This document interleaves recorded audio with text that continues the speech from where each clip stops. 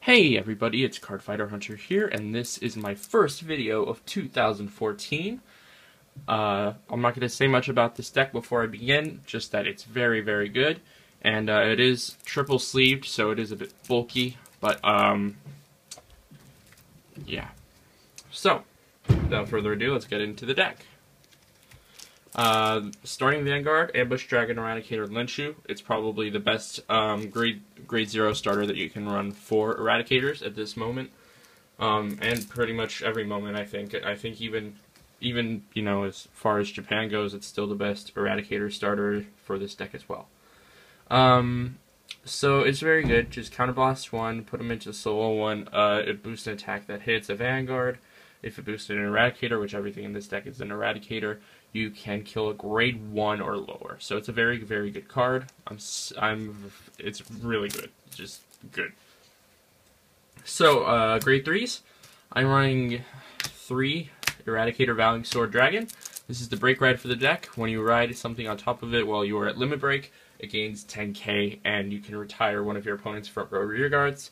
As far as break rides go, it's not that great, but it still is. It's good for fishing out perfect guards and for just, you know, applying overall pressure and, you know, blowing stuff up. It can be very useful if you're going against. I always say this, you know, Tom, 12k attackers, just stuff like that. Whenever I mention something that can blow up a front row, it's just a very good card.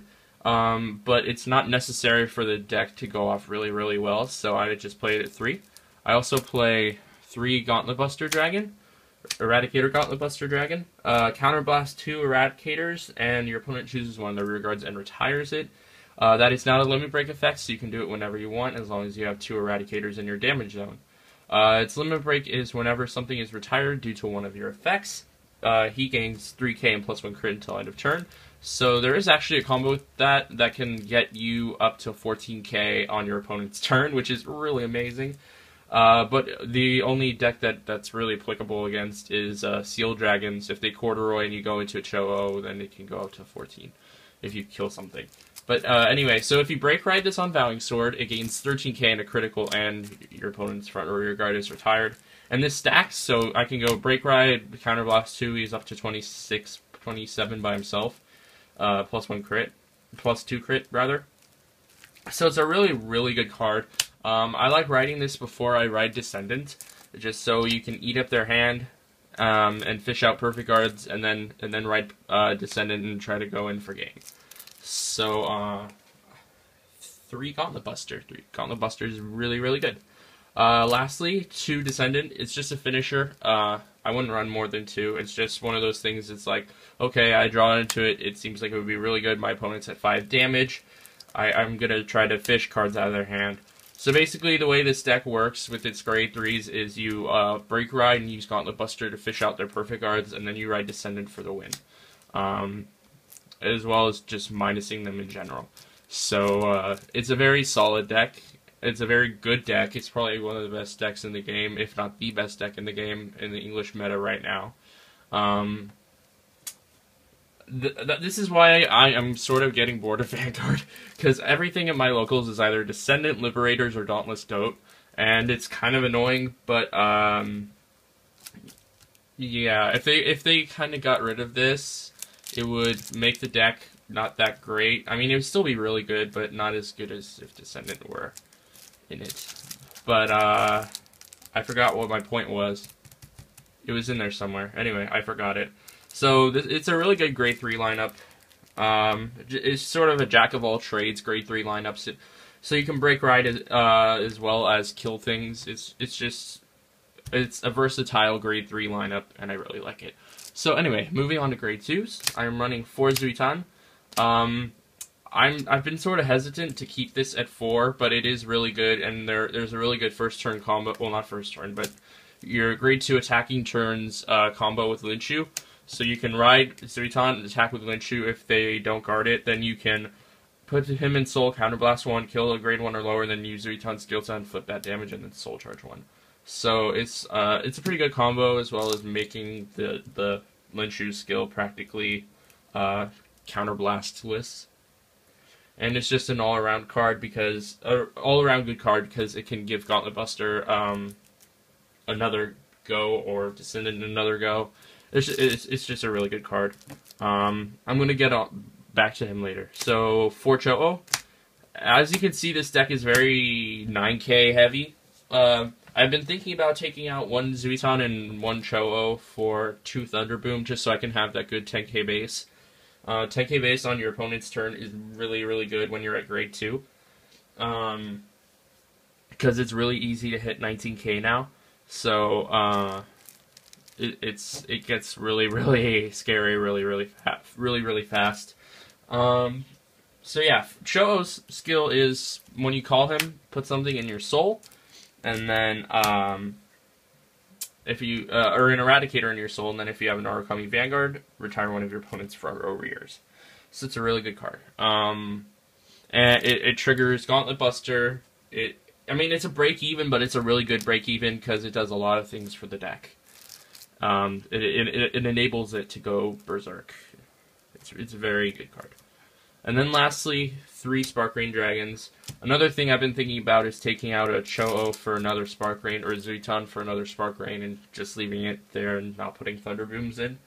But Spark Rain's like $8 right now, so I'm not going to bother. Plus, when Valley Sword comes out in set 12, we get another 12K attacker, that's 8K base, and then goes up by 5,000 whenever your opponent's stuff is retired, so yeah. It goes up to 13, and I'm probably going to be running Vowing Saber Reverse, just because I think it's hilarious. Anyway, grade 1s, I'm running 4 Perfect Guards, 4 Eradicator Wyvern Guard Gold. You pretty much need to run 4 Perfect Guards in this meta, just because things like Descendant and Gauntlet Buster and Break Reds in general are really, really scary. So, 4 Perfect Guards, always. 3 Shuki. He's very good for the deck. It's when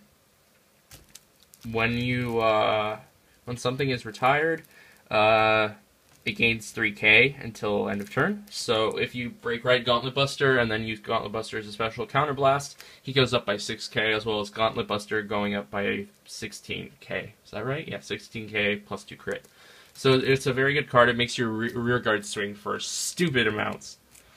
So next, I'm also going to probably run 3 or 4 of him in Vowing Saber Reverse, just because it becomes a 13K booster, and that's really, really good. So I'm running 3 Caster. It's just for consistency's sake. When your opponent has 2 or less rear guards, you can dish 1, draw 1. It's not too useful in this deck because the retiring power isn't all that great. I mean, you could pluck off 1 or 2.